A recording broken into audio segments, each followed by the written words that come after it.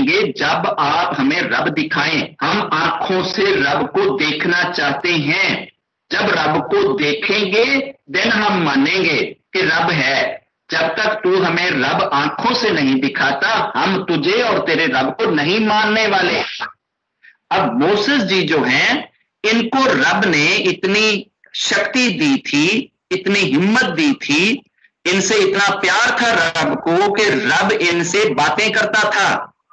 Moses जी से रब बातें करता था। He was the only messenger, वो सिर्फ वाहिद मैसेंजर है, वाहिद गुरु है, वाहिद अवतार हैं कि जो रब से डायरेक्ट खड़े होके अपनी जुबान से बोलकर बातें करते थे और रब की आवाज सीधी अपने कानों में सुनते थे। अब मोसेस ने जाकर पहाड़ के ऊपर चढ़ के, ये इजिप्ट के अंदर वो पहाड़ है, मिस्र के अंदर अभी भी है, लोग जाकर उस पहाड़ को देखते हैं। वो पहाड़ अब भी पृथ्वी के ऊपर मौजूद है जिस पहाड़ के ऊपर मोसेस खड़े होकर रब से बातें करते थे। तो रब को जाकर मोसेस ने कहा कि मेरे फॉलोअर ये कहते हैं कि भाई हमें आप अपना रब दिखाओ, तो जब तक हम आपको देखेंगे नहीं हम आपको नहीं मानते। तो रब ने मोसेस से ये कहा कि तुम और तुम्हारे फॉलोअर मुझे नहीं देख सकते। उन्होंने कहा कि फिर उन्होंने मनना नहीं, इस वास्ते ये तेनू दिखाना पेगा। रब ने कहा ठीक है आ जाओ फिर कल आ जाया जी मैं दिखा देना। पर रब ने क्या कहा? रब ने यह कहा कि इस पहाड़ के ऊपर तुम और तुम्हारे फॉलोअर खड़े हो जाना, सामने वाला जो पहाड़ है मैं उस पहाड़ के ऊपर अपनी नूरानी लाइट, अपनी रोशनी उस पहाड़ के ऊपर फेंकूंगा। तुम उस लाइट को देख लोगे, अगर तुम उस लाइट को देख पाए तो तुम मुझे देख पाओगे, अगर तुमसे वो ना देखी गई तो तुम मुझे नहीं देख पाओगे। उन्होंने कहा जी ठीक है। अब मोसेस ने अपने 300 फॉलोअर लिए और उनको कहा कि जी आओ मैं आपको रब दिखाता हूं, तुम रब को देख लो, जब तक तुम देखोगे नहीं तुम कहते हो जी हमने मानना नहीं, आ जाओ मैं आपको रब दिखाता हूं। ठीक है जी। वो चले गए मोसेस के साथ। अब जब मोसेस के साथ गए पहाड़ के ऊपर चढ़ के सारे खड़े हो गए और मोसेस ने रब से कहा कि रब्बा अब अपना जरा निराकार रूप जो है, अपनी रोशनी और अपनी लाइट जरा हमें दिखाइए। तो रब ने अपने नूर की एक तजल्ली, एक किरण, एक लाइट, एक रे सामने वाले पहाड़ के ऊपर डाली। पहाड़ के ऊपर उस रे के पड़ने से, उस लाइट के पड़ने से हुआ क्या? हुआ ये कि पहाड़ पूरे का पूरा जल गया, सारे का सारा पहाड़ सड़ गया, जल गया। रब की उस लाइट के पड़ने से, उस रोशनी के पड़ने से वो पूरा पहाड़ जो मीलों में था वो जल गया, राख हो गया, स्याह हो गया जल के। और ये जो मोसेस साहब और इनके जो वो 300 फॉलोअर थे ये सारे के सारे मर गए। रब की तजल्ली देख के, रब के नूर की लाइट देख के ये सारे के सारे मर गए और मोसेस जी जो हैं ये बेहोश हो गए। अब मोसेस जी को आया 3 दिन के बाद होश। जब 3 दिन के बाद मोसेस जी उठे तो वो जो 300 थे वो सारे के सारे मरे पड़े थे। इन्होंने रब से बात करी कि रब्बा तू ते मैनू वड्डे स्यापे च फसा दिता। वो पहले ही कहते सन कि असीं रब नूं बगैर वेखे नहीं मनना, ते हुण जिहड़ियां नूं मैं वखाण लिआया ये तू सारे मार छड्डे नहीं, ते जे मैं जाके वापस उन्हां दूसरिਆਂ नूं कहा कि जिहड़े मेरे नाल 300 गए सन वो सारे दे सारे मर गए ने, ते जिहड़े पिछले हैगे ने वो ते मैनूं फौरन फिर मान लैणगे, तैनूं भी मान लैणगे, मैनूं भी मान लैणगे। ओ भाई इन्हां नूं जिंदा कर, ए जिंदा होणगे, ये जाके पिछलिਆਂ नूं दसणगे कि यार असीं रब वेख के आए हैं, रब हैगा है, ते फिर ही वो तैनूं मन्नणगे ना, नहीं ते तैनूं भी नहीं किसे मनना, मैनूं भी नहीं किसी ने मनना। इन्हां नूं जिंदा कर। अब मोसेस की रिकमेंडेशन पे, मोसेस जी के कहने पे रब ने उन 300 को जिंदा किया। और जब जिंदा हुए और उन्होंने आकर अपनी नेशन को बताया कि हाँ यार रब ते है पर असी देख नहीं सके। ओदी लाइट इन्नी तेज सी, ओदी रोशनी इन्नी तेज सी कि जिसले रोशनी पई ਤੇ ਅਸੀਂ ਤੇ ਪਤਾ ਨਹੀਂ ਕਿੱਧਰ ਗਏ, ਇਹ ਨਹੀਂ ਪਤਾ ਵੀ ਭਾਜੀ ਤੁਸੀਂ ਤੇ ਮਰ ਗਏ ਸੋ। ਠੀਕ ਹੈ, ਹੁਣ ਮੋਸਸ ਜੀ ਇਹ ਵੀ ਨਹੀਂ ਦੱਸਣ ਜੋਗੇ ਕਿ ਤੁਸੀਂ ਤੇ ਮਰ ਗਏ ਸੋ ਤੇ ਮੈਂ ਤੁਹਾਨੂੰ ਜ਼ਿੰਦਾ ਕਰਾ ਕੇ ਲਿਆਇਆ, ਜੇ ਮੈਂ ਇਹ ਆਖ ਦਿੱਤਾ ਵੀ ਤੁਸੀਂ मर गए सो तो इन्होंने होर स्यापा पा देना। असल में तो वो मर गए थे। तो रब को हम अपनी इन फिजिकल आंखों के साथ नहीं देख सकते, हम रब के दर्शन नहीं कर सकते, हम इतने प्योर नहीं हैं, हमारी आंखें इतनी प्योर नहीं है, हमारा शरीर इतना प्योर नहीं है। इन आंखों ने करोड़ अनलॉफुल चीजें देखी हुई हैं, करोड़ों। अब तक हमारी लाइफ के अंदर 40, 50, 60 सालों के अंदर करोड़ों ऐसी चीजें जो हमारी आंख को नहीं देखनी चाहिए, उन पे हमारी आंख पड़ चुकी है, उनके दर्शन कर चुकी है, उनके सीन अपने अंदर समा चुकी है। जो आंख करोड़ों अनलॉफुल, प्रोहिबिटेड, ममनुआ, नाजायज और क्या कहते हैं अनजस्टिफाइड नजारे देख चुकी हो, ऐसी आंख अगर ये कहे कि जी हमें रब दिखा दिया जाए, तो ये आंख उस रब को नहीं देख सकती। यहां तक का कंसेप्ट क्लियर है? आगे चलें। चलो जी, अभी मेरे सामने सिर्फ तन्नो बहना की पिक्चर आ रही है, बाकी सबकी तस्वीर बंद है। क्या नेट का इशू है या वैसे रब के नाम से ही? हाय हाय, नहीं बाबा जी, नेट का इशू है शायद, क्योंकि तनु जी भी हैं, प्रभा जी भी हैं, रेनू जी भी हैं, रचिता भी है, मेरा भी ऑन है, सब नहीं वैसे बैठे लोग हैं, लेकिन तस्वीर सिर्फ तन्नू दी आ रही। अच्छा खैर, अभी आगे क्वेश्चन हमने ये किया था कि क्या रब की कोई आंख, कोई कान, कोई जुबान, कोई हाथ, कोई पांव, पेट, जिल्द, स्किन, बाल, दाढ़ी, मूछें, लिप, ऐसी कोई चीज है? रब की ऐसी कोई चीज नहीं है। रब हाथों वाला नहीं है, रब पांव वाला नहीं है, रब मूछों वाला, दाढ़ी वाला, बालों वाला नहीं है, रब के होंठ और आंखें नहीं हैं, रब का पेट, छाती, बाजू, टांगे नहीं हैं। मगर जो काम आंख करती है, रब की पूरी बॉडी आंख है, रब उससे आंख का काम अपनी बॉडी से कर सकता है। जो काम आंख करती है, ये काम रब कर रहा है, वो पूरी दुनिया को देख रहा है। बगैर आंख के पूरी दुनिया को रब देख रहा है। रब बगैर कान के पूरी दुनिया में उठने वाली आवाजें एक ही वक्त में सुन रहा है। हमारे यहां तो ये होता है ना कि अगर ये 3 बंदे बात करना शुरू कर दें तो मैं कहता हूं कि अच्छा जी पहले तन्नो को बोलने दें, फिर पल्लवी बहन बोलेगी, फिर जैस्मीन बोलेगी। ये तन्नो, पल्लवी, जैस्मीन इकट्ठे बोलना शुरू कर दो, मैंने नहीं समझ आएगी। रब एक ही वक्त में अगर ये 6 अरब इंसान इकट्ठे अपनी अपनी बात करना शुरू कर दें, कोई कुछ कहे, कोई कुछ कहे, कोई कुछ बोले, तो रब 6 अरब इंसानों की एक ही वक्त में सारी बोलियां, सारी जुबानें भी समझता है। हर एक जबान रब को आती है, उसको फ्रेंच भी, जर्मनी भी, हिंदी भी, इंग्लिश भी, उर्दू भी, मैथ, जो भी जुबानें दुनिया में पाई जाती हैं, सब की सब जुबानें रब को आती हैं, और वो एक ही वक्त में पूरी दुनिया की बातें बगैर कान के सुन सकता है। अब जिस तरीके से हमारे यहाँ कैमरा होता है ना, तो सबसे छोटा कैमरा मेरे ख्याल 5 मेगापिक्सल का होता है तो वो भी कैमरा है, तो वो भी आंख, वो भी दिखती है। कैमरा हमने लगाया है जी, वो देख रहा है, गली में लगाया है या गेट पे लगाया है कि जी वो देख रहा है। अगर उसी की जगह पे 60 मेगापिक्सल का कैमरा होएगा, वो और ज्यादा अच्छा देखेगा।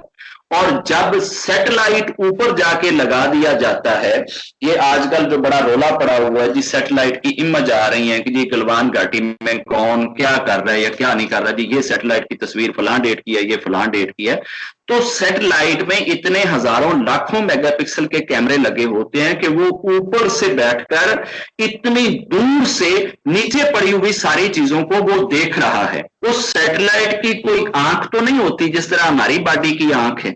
उस सैटेलाइट से आवाजें जो आती हैं या वो बातें जो करता है, उसके लिए कोई जुबान तो नहीं है उसके पास। ये जैसे हमने कल परसों भी डिस्कस करा था, मेरे सामने ये लैपटॉप बैठा है, इस लैपटॉप का ना तो मैंने आज तक कोई कान देखा है, ना मैंने इसकी कोई जुबान देखी है, ना मैंने इसकी आंख देखी। ये तीनों काम कर रहा है। ये मुझे देख के आपको मेरी तस्वीर दिखा रहा है, ये मेरी बात सुनता है और मेरी बात आप तक अपनी जुबान से पहुंचा रहा है, ये मेरी बात अपने कानों से सुन रहा है, आपकी सारी बात मेरे तक पहुंचाता है, अपने कानों से सुनता है आपकी बात और फिर जुबान से बोलता है और मेरे तक आती है बात। तो रब को भी ऐसे बोलने के लिए ना तो जुबान की जरूरत है, ना देखने के लिए आंख की जरूरत है, ना सुनने के लिए कान की जरूरत है, ना पकड़ने के लिए हाथ की जरूरत है, ना चलने के लिए पांव की जरूरत है, मगर वो पूरी दुनिया के हर कोने खुदरे में एक एक इंच में मौजूद है, एक एक इंच को देख भी रहा है, एक एक इंच को सुन भी रहा है, एक एक इंच से बात करना चाहे तो वो बात भी कर सकता है। रब एवरीवेयर है, ओमनी प्रेजेंट है, मगर वो अंगों से पाक है, उसका कोई अंग नहीं और उसको किसी अंग की जरूरत नहीं। अगर आपके सामने कोई अंगों वाला बैठा दिया जाए, जिसके बाजू हों, जिसकी नाक हो, जिसके लिप्स हों, जिसकी दाढ़ियां हों, जिसके मूछे हों, जिसके बाल हों, जिसके हाथ हों, जिसके पांव हों, तो समझ लें कि वो रब नहीं है। रब वो है जो इन सारी चीजों से ऊंचा है। अगला क्वेश्चन, क्या रब की कोई फैमिली है? अब हमें हर बंदे से जब भी उस बंदे का इंट्रोडक्शन हो तो हम अक्सर उससे अगले बंदे से ये पूछते हैं, अच्छा what is your father name, आपके पिता का नाम क्या है, what is your mother name, आपकी मम्मा कौन सी है। क्योंकि हम जानते हैं कि दुनिया में जितने इंसान आते हैं ये मात और पिता की एग्जिस्टेंस से, उनकी मौजूदगी से, उनके शादी और ब्याह से आते हैं। लेकिन इस दुनिया के अंदर रब कभी कभार ऐसे भी काम करता है कि जो सबसे पहला मानव जाति रब ने दुनिया पे भेजा था, पहला मन्नो, जिसको हम मन्नू कहते हैं और मुख्तलिफ लैंग्वेज में उसके अपने अपने नाम है, तो मन्नू अकेले आए थे। मन्नू की बाडी से सुरूपा बनी थी, उनकी पत्नी बनी थी, मन्नू से उन्होंने, मन्नू सेल्फ फर्टाइल हुए थे और उनसे उनकी पत्नी जो है वो पार्टनर के तौर पे उनके सामने आई थी। अब ये मन्नू जो है ये बगैर माता पिता के जन्म दिया गया, ना मां थी ना पिता था। फर्स्ट इंसान जो है वो बगैर माता पिता के आया और बाद में ये जो जीसस हैं, जीसस जी जो हैं, ये इनके क्रिश्चियनिटी के जो फाउंडर हैं, ये जीसस जी की सिर्फ माता थी मैरी, मरियम, सिर्फ मैरी माता थी, इनके पिता कोई नहीं थे। मैरी ने किसी से शादी नहीं करी थी, मैरी वाज टोटली विर्जन, उनकी विर्जेनिटी पे कोई हर्फ नहीं आज तक कोई लगा सका। वो till birth of the Jesus ji she was still virgin, वो कंवारी थी और कंवारी ही होते हुए उन्होंने बच्चे को जन्म दिया था। और ये जो बच्चा है, जो जीसस जी जो हैं, मैरी की प्रेगनेंसी जो है, वो जो रब के एंजल हैं, जो एंजलों के सरदार हैं, जिनको मुख्तलिफ लैंग्वेज में मुख्तलिफ नाम दिए गए हैं, जिनको जबराइल बोलते हैं, जबराइल ने आकर फूंक मारा था, उनके फूंक मारने से वो प्रेग्नेंट हुई थी, सिर्फ फूंक लगी थी। तो रब को इन चीजों की जरूरत नहीं है।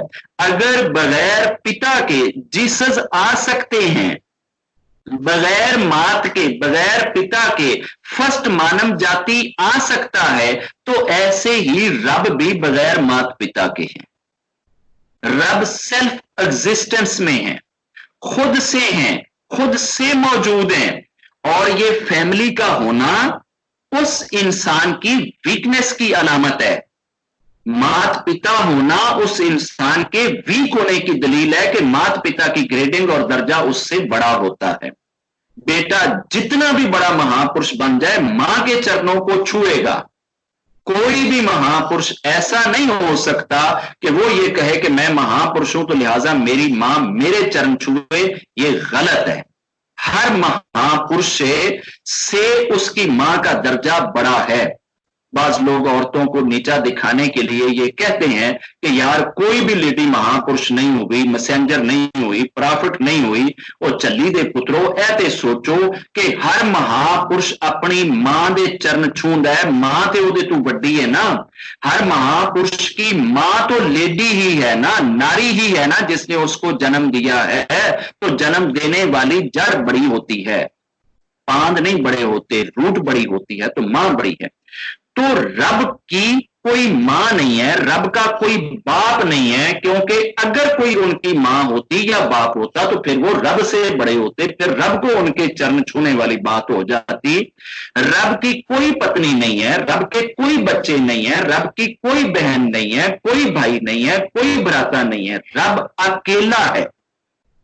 रब ने अपने नूर से, अपनी लाइट से, अपने उस निराकारी रूप से अपनी नूर को, कुछ नूर के हिस्से को सेपरेट करके उस नूर से ये सारी यूनिवर्स, ये सारे आकाश, ये सारियां जमीनें, ये सारे प्लेनेट, ये सारा जल, अग्नि, वायु, जो कुछ भी है, ये रब ने अपने उस नूर से, अपनी उस लाइट से, अपनी रोशनी से क्रिएट किया है। ये सारा कुछ जो है सबसे पहले सिर्फ रब था, रब से पहले कुछ भी नहीं था। रब ने अपने ही नूर से, अपनी ही लाइट से, अपनी ही रोशनी से माया को क्रिएट किया, और उस माया से फिर आगे ये सारी यूनिवर्स, जिसमें ये जल, थल, अग्नि, भूमि, वायु, जो कुछ भी है, ये सब कुछ उस माया से आगे क्रिएट हुआ। अब नूर से माया, और माया से ये सारी यूनिवर्स कैसे बनी, ये आइंस्टाइन की थ्योरी से क्लियर हो जाता है। कि उसने ये कहा है कि E is equal to mc²। E is energy, light. अगर लाइट को आप मैस के साथ वेलोसिटी ऑफ लाइट की स्पीड से मल्टीप्लाई कर दें तो सारे का सारा मैस जो है वो रोशनी में बदल जाएगा, लाइट में बदल जाएगा। अगर एक दाना, ये चने का जो दाना है, अगर हम इसको इतनी तेज स्पीड से फेंकें कि 3,86,000 मील, इसका फिर स्केल लें, 3,86,000 मील को फिर 3,86,000 मील से मल्टीप्लाई करें पर सेकंड, 3,86,000 मल्टीप्लाइड विद 3,86,000, जो उत्तर आएगा, इतनी किलोमीटर एक सेकंड की स्पीड से ये चना जाए, इतना तेज जाए, तो ये चना नहीं रहेगा। ये सारे का सारा चना जो है ये रोशनी में, ये लाइट में, ये एनर्जी में तब्दील हो जाएगा। और इससे कितनी एनर्जी पैदा होएगी, एक चने को अगर हम इतनी स्पीड से फेंकें तो पूरे इंडिया को बिजली सप्लाई कर सकता है एक चना। एक चने से इतनी बिजली पैदा हो जाएगी कि पूरे इंडिया को एक चने से पैदा की जाने वाली बिजली सप्लाई की जा सकती है। मगर इस चने को इतनी स्पीड से फेंके कौन, इतनी तेज उसको रफ्तार दे कौन। जब कोई चीज इस कदर तेज जाती है तो वो रोशनी बन जाती है, और वाइसा वर्सा, जब कोई चीज को, रोशनी को आप स्लो डाउन करते चले जाएंगे तो वो वापस मैस बन जाती है। तो रब ने अपनी लाइट को, अपनी एनर्जी को, अपनी शक्ति को ऐसे ही माया में कन्वर्ट किया, और उस शुद्ध माया से फिर आगे ये सारी की सारी यूनिवर्स जो है ये क्रिएट हुई है। अब रब उसी फॉर्म में ही रह गया, जो नूर जुदा होके ये यूनिवर्स बन गया, 84 लाख ज्यूनिया बन गया, इंसान बन गया, आत्मा बन गया, जो कुछ भी बना है ये वापस उस लाइट में नहीं जा सकता। जो रब की असल लाइट, जो रब का असल शरीर, जो रब की असल बॉडी अपनी जगह पे रह गई, वो रह गई। अब जो रब से एक दफा अलहदा चीज हो गई है, ये वापस अगर चाहे कि जी अब मैं वापस जाके रब के अंदर घुल मिल जाऊं, कि रब एक बादल है तो मैं उसके अंदर घुस जाऊं, या रब एक वो जो है वो स्पेस है तो मैं उसके अंदर घुस जाऊं, तो रब के अंदर घुस बैठ नहीं हो सकता। हमें तो चीन नहीं घुसपैठ करने दे रहा तो रब भी नहीं करने देता। रब के अंदर किसी तरह से भी घुसपैठ नहीं है। रब की बॉडी रब के साथ है, जो कुछ बाहर है हम रब के करीब जा सकते हैं, उसकी नजदीकी मिल सकती है। आप जितने ऊंचे महापुरुष होंगे उतना रब के करीब होंगे। आप रब के करीब जा सकते हैं, रब के अंदर नहीं ऐसे घुस सकते कि जी आप रब के अंदर चले जाएं जी आप रब ही हो गए, ऐसे नहीं होता। आप अगर मोक्ष ले गए, आपने बहुत अच्छे कर्म किए, आप पवित्रता की इंतहाओं को छू गए, आप मैसेंजर थे, आप जो भी हाई लेवल था, आप उतने हाई लेवल पे रब के करीब होंगे। आप रब के अंदर नहीं जा सकते। एक दफा जब आपने माया का रूप धार लिया, किसी बॉडी का शक्ल का रूप धार लिया, अब आप रब के अंदर जाने से परे हो।